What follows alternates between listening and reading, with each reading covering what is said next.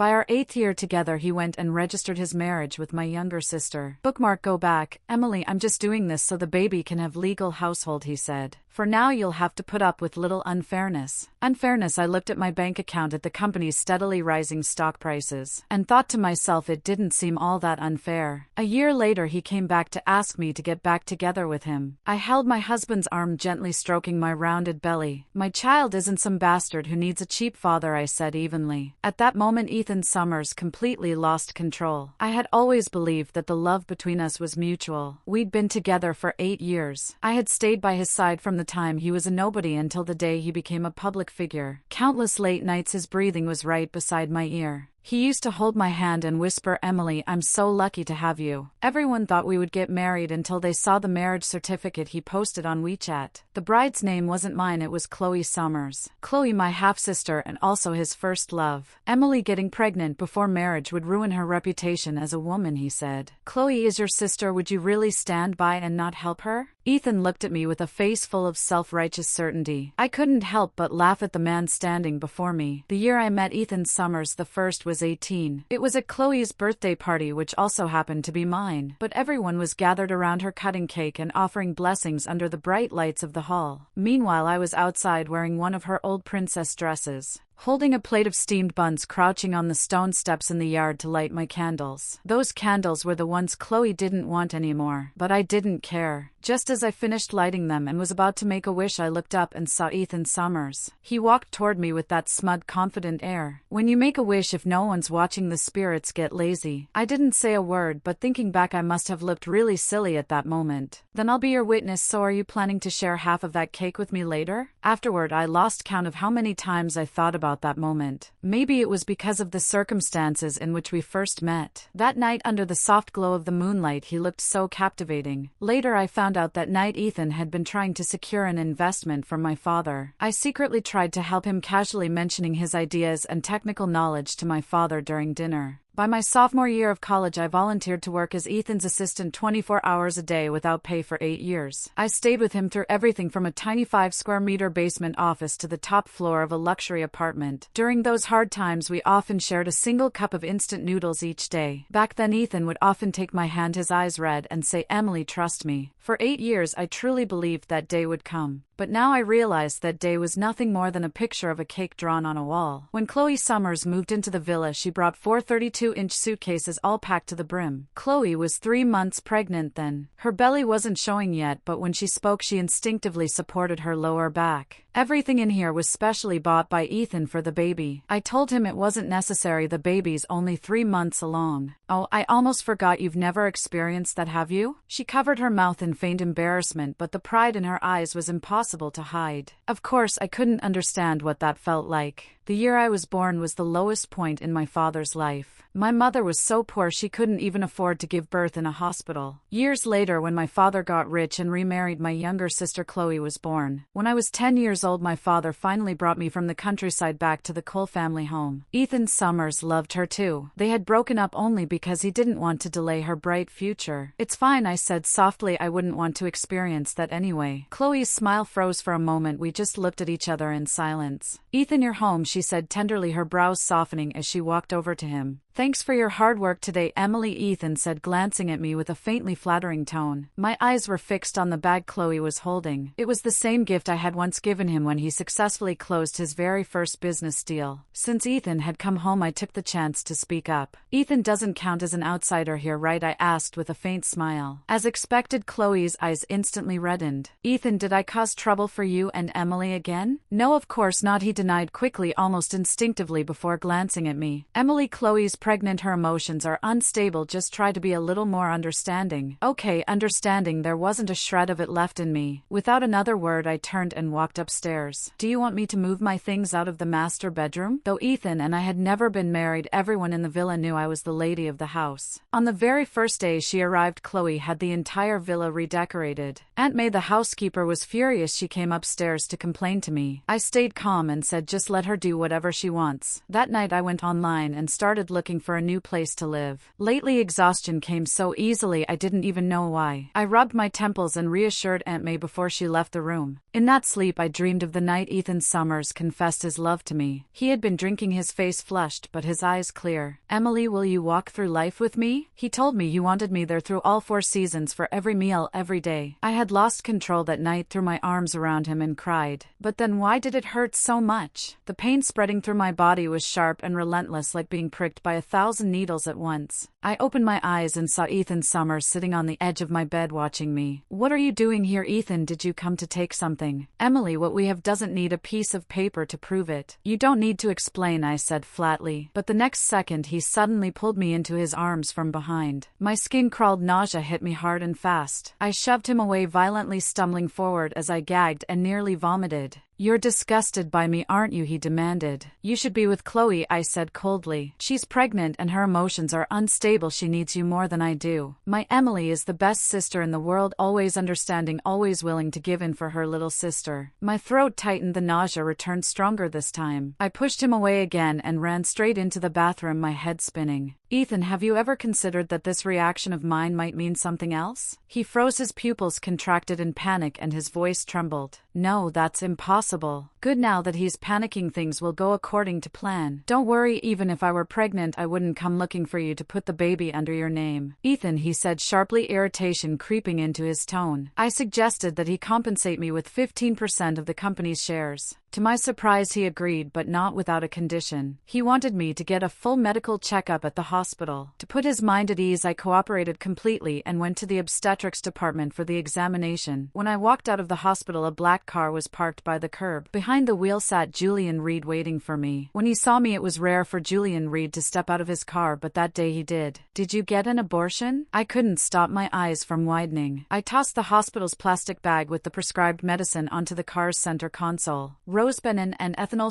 hormonal contraceptives. Don't you want to find somewhere private to talk? I had reached out to Julian for personal reasons. I just received 15% of Ethan Summers' company shares and I knew Julian Reed had been eyeing Ethan's company for years. We met later at a quiet cafe. 15% of the shares, I said plainly. Sell them to me, he repeated, tilting his head. Ethan Summers and I run competing companies. Why would I buy into his business? As a rival of your company, I said calmly, I only want to destroy my competitor. I know you've been wanting to acquire Ethan's company, I added. I can help you, but when it's done I want a 20% investment stake in return. Do you even know what you're doing? I know exactly what I'm doing, I said firmly. I'm stabbing Ethan Summers in the back, and I admitted openly. In fact, I'm looking forward to the day it succeeds. For a second I couldn't tell what he was thinking, but it didn't matter. My first step had succeeded. Don't worry, Mr. Reed, I said with a practiced, composed smile. I won't let you take a loss on this deal. Now we can move on to the next step. All right, but I want you to promise me one thing. When this is over I want you to become my personal assistant. I froze. I never considered myself exceptional. In fact, I was fully aware that people would soon label me as a traitor. And yet Julian Reed of all people was asking me to be his assistant. When I returned to the villa my mind was a tangled mess. But the moment I stepped inside I stopped dead in my tracks. My belongings, every last piece, had been thrown out into the yard, scattered everywhere. Miss Emily, Mr. and Mrs. Cole just arrived, she said breathlessly. They ordered us to move your things out. We couldn't stop them. In truth, when I left the Cole family years ago I didn't take much with me. Little mementos from places we'd been. They were pieces of my memories. My fists clenched tightly, my chest rose and fell violently, my vision tinting red. Sister, are you okay? She asked sweetly. Dad and Mom said it's inconvenient for you to stay here now, so they helped move your things out.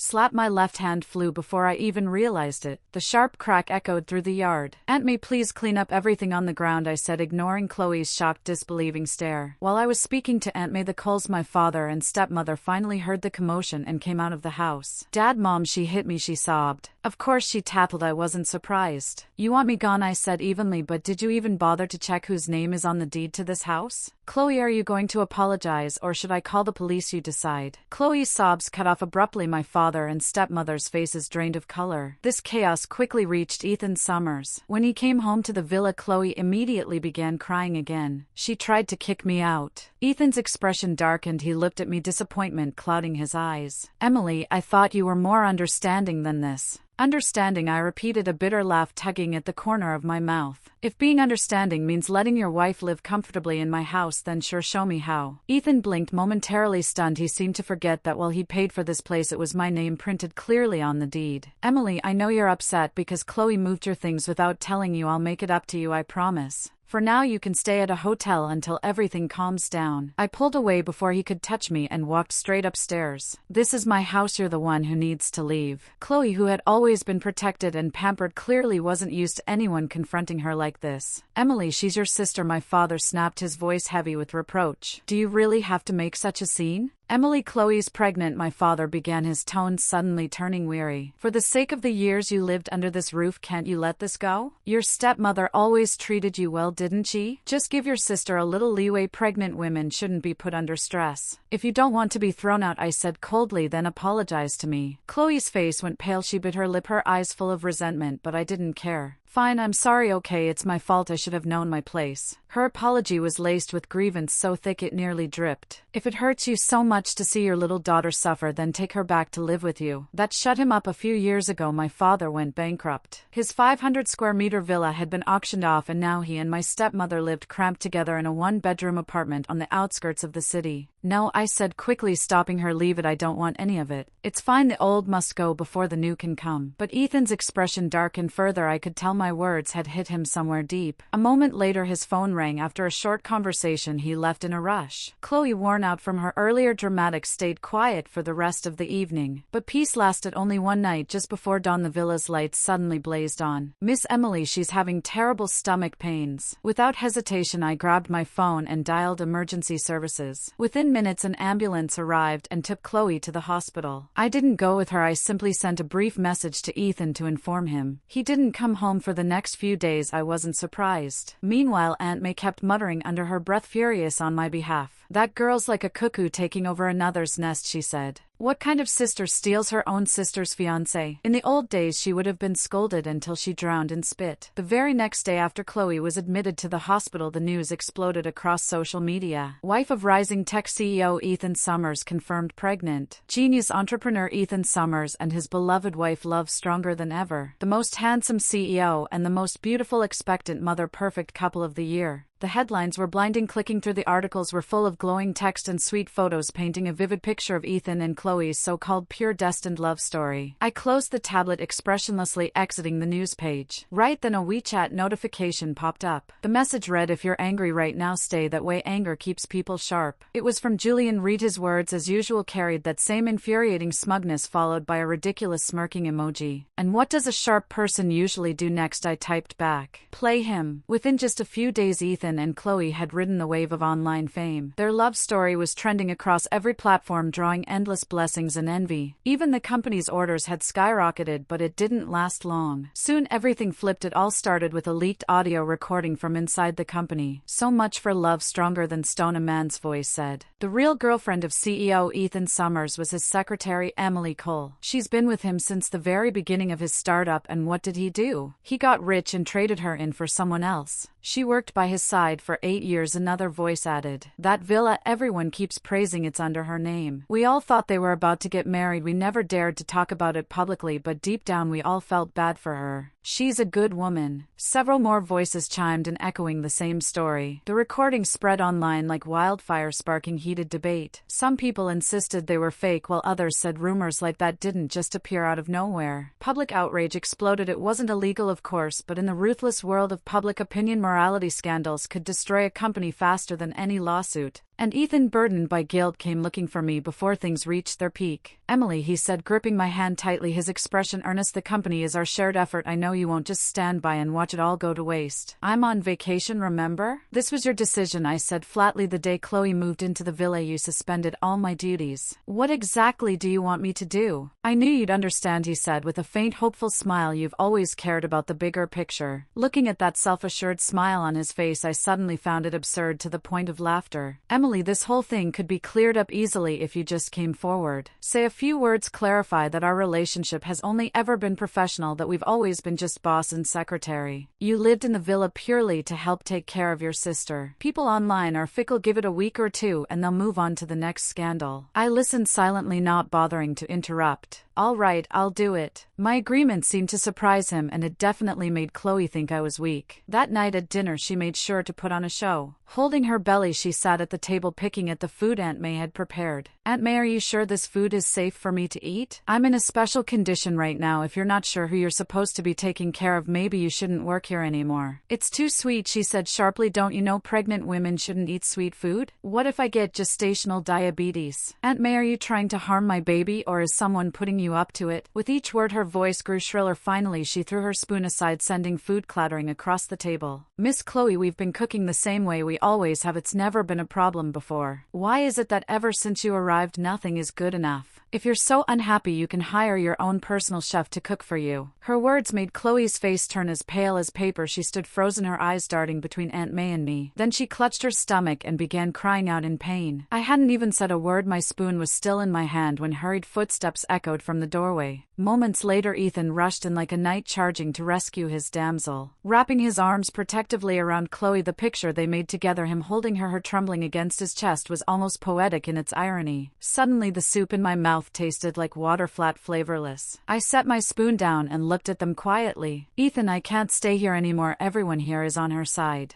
Even this villa, it's under her name. I feel like a stranger in my own home. Enough, Aunt May. Ethan's voice was sharp, cutting through the air like a whip. The old woman froze, shocked. Then he turned back to me, his eyes full of conflict, guilt, confusion, maybe even pity. I laughed quietly, bitterly, because what else was there left to do? Ethan Summers looked like he wanted to say or do something, but hesitation flickered across his face. Without a word, I took a stack of documents from my bag and placed them on the table in front of me. Emily, after giving it a lot of thought, I think it's best if you move out for now. We can transfer the villa under my name and later we'll figure out what to do next. If we're transferring the property, I said coolly, let's be clear about the price. Payment first, signature later. I want cash. From the corner of my eye, I caught Chloe's stunned face, her mouth parted in disbelief. And to her surprise, maybe even to mine, Ethan agreed. He called his lawyer and assistant, arranging for the full payment to be delivered that same evening. As the process unfolded, Chloe's face went from green to white over and over. She watched, trembling with fury, as the final bag of cash was loaded into my car. Then, unable to hold it in any longer, she sneered, I always thought you stayed with Ethan for love. Guess I was wrong. Her words made Ethan's jaw tighten. The night around us felt heavy, the air thick with tension. Emily, he said, his voice low as he stepped closer, grabbing my hand, I just need you to cooperate with me for the company's sake. Don't you trust me? This is all just an act, isn't it? So tell me, do you trust me? That question shut him up instantly. If I didn't trust you, I wouldn't have given you the shares or the money. I just want you to feel secure. Well, I replied, smiling faintly, I feel very secure now. I gave the roof of the car a light tap. Our eyes met, and for the first time that night I smiled genuinely. So don't worry, I said lightly, I know exactly what I'm doing. Aunt May, if Miss Chloe isn't satisfied with your care, then you'll come with me. Yes, ma'am, Aunt May replied without a hint of hesitation. She had been suppressing her anger for a long time, and the moment I spoke, she didn't even bother packing. She just stormed toward the car, heels clicking against the driveway. After settling into the passenger seat, she even tilted her chin proudly and shot Chloe a triumphant look through the window. Her defiance sparked a ripple among the staff from inside and outside the villa. People began whispering eagerly, Is Miss Emily hiring new security? Someone joked. What about housekeepers? Another chimed in. Better to work for someone you know than start over. Even the driver joined in, grinning. Miss Emily, I'll take you wherever you need to go, and I won't be coming back. Don't tell me Mr. Summers can't spare this beat-up car for you. And that's how when I left the villa, I didn't go alone. I took the driver, the housekeeper, the security guard, and Aunt May. What Ethan didn't know is that before making my final decision, I'd already asked Julian Reed to help me purchase a new villa nearby. When our small crew arrived, Julian was already there, standing tall under the soft glow of the porch light, looking effortlessly composed. Miss Emily, you've got quite the taste in men. I didn't know whether to laugh or sigh. Mr. Reed, your timing's impressive, I teased. I heard you were moving here tonight. I thought maybe you'd need my help. But looking at this, I guess I'm the one who should be asking for help. Thank you, Julian. Really, if it weren't for you, I wouldn't have had anywhere to go tonight with this entourage. We may just be business partners, I said sincerely, but I do appreciate your help. There's no need to thank me. That tone, it was calm, but it made my throat dry and my cheeks burn. It's getting late. Once everything settles, I'll invite you over properly for a housewarming dinner. All right, but instead of leaving, he looked down at me, his height giving him a quiet, undeniable dominance. Julian and Ethan were different in every imaginable way. Maybe it was the way they were built, their natures, their temperaments. I was no longer the naive girl I once was. I could sense what he was thinking. And maybe, just maybe, I knew what I was starting to feel too. But I didn't want to think too deeply about it, whether it was exhaustion or fear. It didn't matter anymore. I just didn't want to feel that kind of emotion again. I kept a polite smile, meeting Julian Reed's eyes with a calm, distant look. Eventually something in his expression shifted. His gaze lowered, and for the first time he seemed a little frustrated, almost wounded. He stepped closer, brushing past me, and muttered under his breath, "Heartless woman, use a man, then toss him aside." A cool breeze swept past, brushing against my face and tugging gently at my heart. I pretended not to hear. Moments later, Julian's car disappeared into the darkness. I stayed standing by the doorway, lost in thought, until Aunt May came up beside me. "Miss Emily, that man just now, was he your new friend?" "My new boss," I said evenly, turning my gaze back toward the night sky. Meanwhile, Ethan Summers had gone all out. He invited every major media outlet in the city and hosted a grand press conference, lavish, elegant, and thoroughly choreographed. That day I was invited to attend as one of the involved parties. The moment I appeared, the room erupted. Reporters swarmed toward me, shouting over one another, microphones and cameras thrust into my face. "Everyone," I heard Ethan's calm voice rise over the noise, "the reason I've gathered you here today is to clarify the baseless rumors that have been circulating recently. I'll answer your questions one by one." When I looked up, Ethan stood under the bright lights, dressed in a perfectly tailored suit and polished shoes. He moved gracefully, helping Chloe sit down like a devoted husband tending to his pregnant wife. "Please give Miss Emily Cole some space," he said with a courteous smile. And at his words, the reporters reluctantly stepped aside to make room for me. I walked forward slowly, and as my eyes moved across the stage, I froze for a split second. It wasn't just Ethan and Chloe sitting there. My father and stepmother were there too. A faint, bitter laugh escaped my lips, the four of them sitting in a neat line. It almost looked like a perfect little family portrait. And then there was me standing before them with one empty chair beside them. That single vacant seat somehow made me feel even more redundant and unnecessary presence, just like I'd always been in the Cole family. By the time I collected myself, I was already sitting in my assigned seat. Ethan didn't waste time. With his usual smooth tone, he began his prepared statement, addressing the rumors circulating online. He explained the nature of my relationship with the Cole family, with Chloe, and with himself.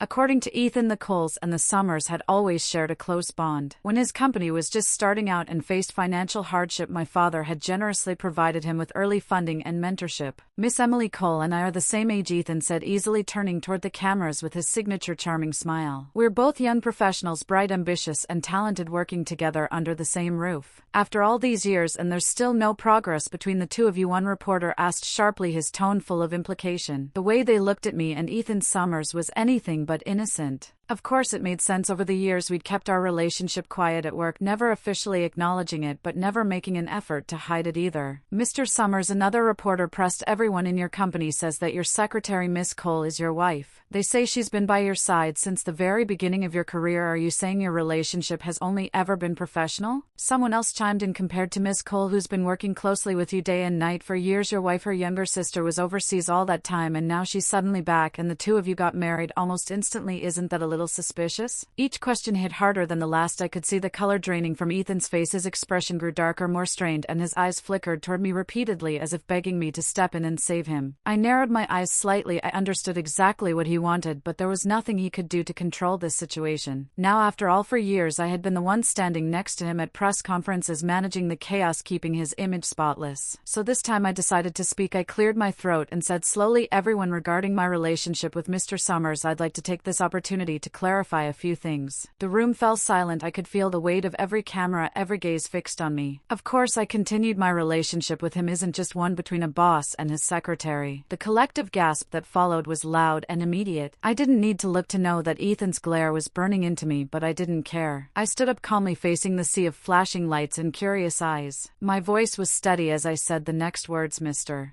Summers is also my brother-in-law." The air shifted instantly. Murmurs spread like wildfire, rippling through the crowd. No one had expected that answer. After a few stunned seconds, a reporter shouted, "But isn't that obvious? Mr. Summers is married to Miss Chloe Cole." At that, the whispers turned into an uproar. "Sure, she's the sister-in-law now," someone said from the crowd. "But what about before the marriage? They've been together for years," another voice chimed in. "You're telling me there was nothing between them?" "I bet Mr. Summers took both sisters for himself," a man sneered. "The older one runs the company and the younger one runs the household talk about efficient management. The laughter that followed was ugly and cruel. I watched as Ethan's jaw clenched tighter with each word. If it hadn't been a public event, I knew he would have stormed over and accused me of wasting everyone's time with nonsense. But in front of the cameras, he could only swallow his anger. Taking a deep breath, he forced a strange smile and said, "I want to make one thing clear. I deeply appreciate all the years of hard work and dedication that Miss Cole has given to the company. I've always valued her professionalism and commitment, but now we are one family, and as a family we support one another. As for these baseless rumors," he added with polished composure, "I hope everyone here will remain rational and not jump to conclusions." He said it with such confidence, such moral superiority, that I almost wanted to laugh. Instead, I smiled faintly and kept my silence, though the taste in my mouth was bitter. That's when my father stood up. After briefly calming the crowd, he spoke in a low, measured tone. "I've always trusted in Ethan's character," he said. "That's why I had no hesitation letting my eldest daughter work by his side to learn from him. As for emotional matters, all I can say is that Ethan has always been loyal and devoted. He and Chloe grew up together as childhood sweethearts. Even after being apart for several years, their bond remained unshakable." I gripped the fabric of my dress tightly, the sound of my father's voice pounding in my ears. Hearing his calm, affectionate defense, I didn't know whether to laugh or cry. So my father could be a loving, protective parent, just not to me. All his care, all his loyalty was reserved for Chloe. My throat tightened painfully as I listened to the duet between Ethan and my father, one speaking, the other backing him up perfectly, each word cutting deeper than the last. And then at that exact moment, from the crowd beneath the stage came a sharp, mocking laugh. "Devoted and consistent? How do you explain these photos?" The reporter sneered. "Mr.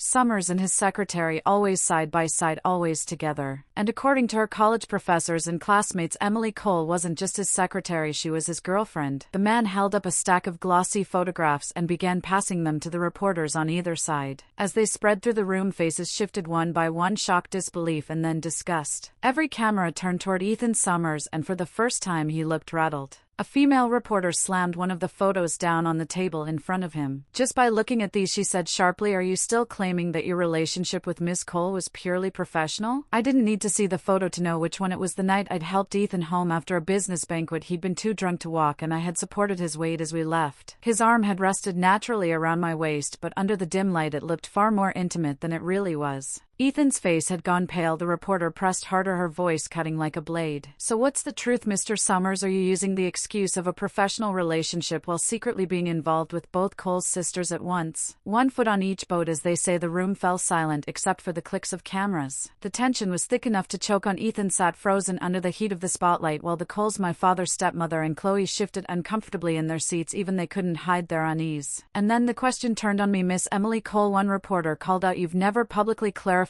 your relationship with Mr. Summers. So tell us, were the two of you ever actually together?" A perfect surgical strike. I stayed quiet for a long moment, feeling dozens of lenses trained on me. The air seemed to buzz with anticipation. Then at last I said softly, "Not exactly." The phrasing was deliberate, vague enough to sting, but impossible to attack. The word "exactly" hung in the air like a spark. The reporters exchanged quick glances, and I could see the shift in their expressions, curiosity turning into suspicion. One of them immediately followed up, "If you weren't together, then why was Miss Cole's name listed on the ownership documents of Mr. Summers' villa?" They were talking about the property I had just signed over days earlier. Ethan straightened instantly, his confidence snapping back like armor. "That's nonsense," he said firmly, his voice low and controlled. "Right on cue," Chloe joined in, her tones sweet and innocent. "My sister was only temporarily staying at Ethan's villa. I believe in my heart that Ethan's feelings have always been for me and me alone." I glanced at her. She was looking at Ethan with soft, trusting eyes, her hand resting over her stomach in that familiar, delicate gesture. I caught the faintest tightening in his brow. Even the reporters could sense the tension between them. "So Miss Chloe," one of them said, voice laced with irony, "you believe Mr. Summers is devoted to you, but what about your sister? Her feelings for him seemed different, don't they?" Just as I'd expected, they'd taken the bait. Chloe widened her eyes, feigning shock. "Oh, I didn't mean it that way," she gasped, covering her mouth as if horrified by her own words. Then she turned to me, eyes glistening. "Emily, I didn't mean to imply anything. I swear her performance was perfect." Delicate, trembling, pitiful. I looked at her coldly. Perhaps it was that very indifference that made her falter, her expression tightening ever so slightly, her eyes reddened, filling with tears that glimmered under the lights. "But Emily," she whispered, voice breaking, "if you don't clarify things right now, people will keep misunderstanding Ethan." I had to admit it. This was something I could never do. I couldn't cry on cue, couldn't put on the act of a fragile woman about to break, the kind that made men instinctively want to protect her. Her pitiful demeanor only made the crowd more sympathetic to her. Reporters began glancing between us, uncertainty clouding their faces, but not all of them were convinced. The same female journalist who'd confronted Ethan earlier gave a short, cold laugh. "That's a touching story, Miss Chloe," she said, "but unfortunately your words don't match the facts." She pulled out another folder of documents. "According to our sources, Mr. Summers' legal team recently finalized the transfer of the villa's ownership, which would actually make you Miss Chloe the temporary resident, not your sister." The room stirred again. "And another thing," the reporter continued, relentless, "you're only 3 months pregnant. You registered your marriage just a month ago. It's pretty obvious what happened here, isn't it? You used that pregnancy to secure your position." Her voice rose over the murmurs in the room. "Because from the very beginning, since the day Mr. Summers founded his company, Miss Cole has always been by Mr. Summers' side," the reporter continued sharply. "And yet Miss Chloe only returned to the country earlier this year, and not long after that she became his legal wife." The words hit their mark. Chloe's face flushed an angry crimson, her expression twisting between humiliation and fury. I couldn't help it. A small ironic smile tugged at my lips. These reporters were brutal but effective. If the situation weren't so absurd, I might have applauded. They were practically doing my job for me. With them around, I didn't even need to lift a finger today. But as the murmurs and judgmental whispers around the room grew louder, Chloe finally seemed to crack. She clutched her chest, her breathing uneven, her face pale beneath the harsh lights. Then, as if steeling herself, she pulled something out of her purse, a thin, worn notebook. "This," she announced tremulously, "is my sister's diary. In it she confessed that she had fallen in love with Ethan since she was 18 years old. It was an unrequited love that lasted for years." For a split second I froze. My gaze fell on the diary in her hands and my stomach dropped. The notebook looked cheap and worn. The tulip printed on its cover had faded almost completely, but I recognized it instantly. It was mine. "March 22nd, Sunny. I just learned his name today, Ethan Summers. I barely know anything about him except that every time he comes to see Dad it's about work, but if I could help him somehow, maybe he'd remember me more clearly. April 8th, Rainy. I helped Ethan fend off a competitor today and Dad scolded me for it, but maybe next time when he visits I'll have a chance to talk to him more. May 21st, Sunny. Ethan brought me a gift, a bottle of air of Switzerland. It's so strange and sweet, even better than the diamond necklace he gave my sister." Chloe's voice rang clear through the microphone as she read my most private thoughts aloud, every line slicing open a wound I thought had long scarred over. My body went numb, my mind buzzed with a dull roar like I was underwater. The sound of the reporters, the flashes of the cameras, it all blurred into a faint distant hum. Then came the fire-hot raw anger surged up from somewhere deep in my chest. And before I even realized what I was doing, I was on my feet. In an instant I stormed across the stage, snatched the diary from Chloe's hands and struck her across the face with all the force my trembling hand could muster. "You stole my diary, Chloe," I shouted, my voice shaking. Even Ethan, standing beside her, looked startled. He had always believed that our feelings began during the years we worked side by side, that something gradual had grown between us. But the truth was that I had loved him long before that, quietly, foolishly, and in secret. I had buried that part of myself, the naive, starry-eyed girl who wrote those pages when the diary went missing, and now that most private, innocent part of me had been ripped open and paraded before the world. Under Ethan's betrayal, it all felt like a cruel joke. My hands were shaking uncontrollably. Before I could collect myself, a sharp pain radiated from my shoulder as someone shoved me backward. "Emily, have you lost your mind?" my father's voice thundered. "She's your sister. She's pregnant. How dare you hit her?" He stood in front of Chloe, his eyes blazing with outrage, as if I just committed a crime. "What's wrong with you? Have you completely gone insane?" "She stole my diary," I shot back, my tone cold and steady. "And you, what did you say then?" For a moment the room went silent. I caught the flicker of guilt that crossed my father's face, brief but unmistakable. The truth was that stolen diary had once marked the beginning of my exile from the Cole household.